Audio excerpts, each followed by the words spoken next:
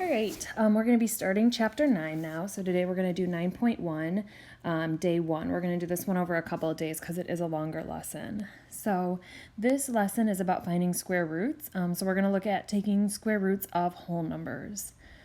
Okay, so example 1 says find square roots of a perfect square. So it says find the 2 square roots of 49. So the square root symbol looks like this. It's called a radical. So we're looking for the square root of 49. So what this means is we need to think about what number times itself makes 49. Well, 7 times 7 is 49. And then also -7 times -7 is 49.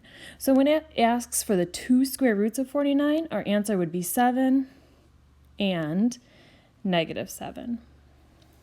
Okay, we're going to do 3 more of those. So number 1, again, we're looking for the 2 square roots of 36. Well, 6 times 6 is 36.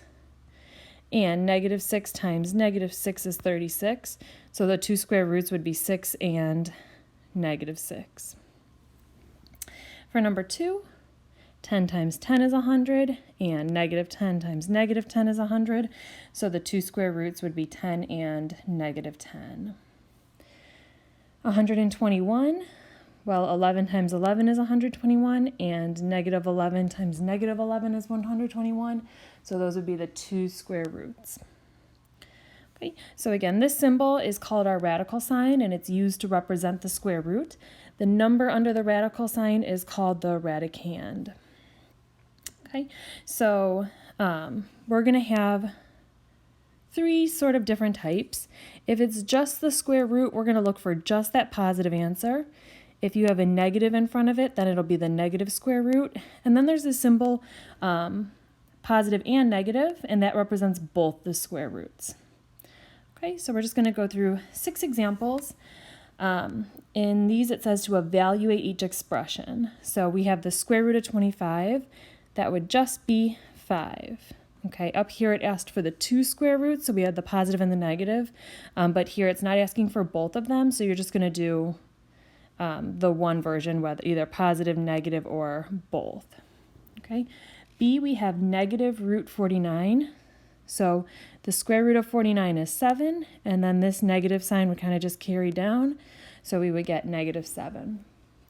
For C, we have the square root of 16, which is 4, and then we have the plus minus symbol, so we would leave that in front, meaning both square roots of 16.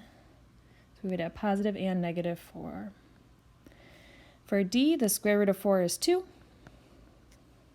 For E, we would have -9. Again, that negative sign carries here, and then square root of 81 is 9. So our answer is -9. And then for F, the square root of 64 is 8, because 8 times 8 is 64, and then our sign would stay in front, so positive and -8. All right, I think that's all for this lesson. So really we're just looking at an introduction to square roots, finding that value, and then make sure whatever sign is in front is the one that you keep. And then in the next lesson, we'll look at how to deal with fractions and decimals.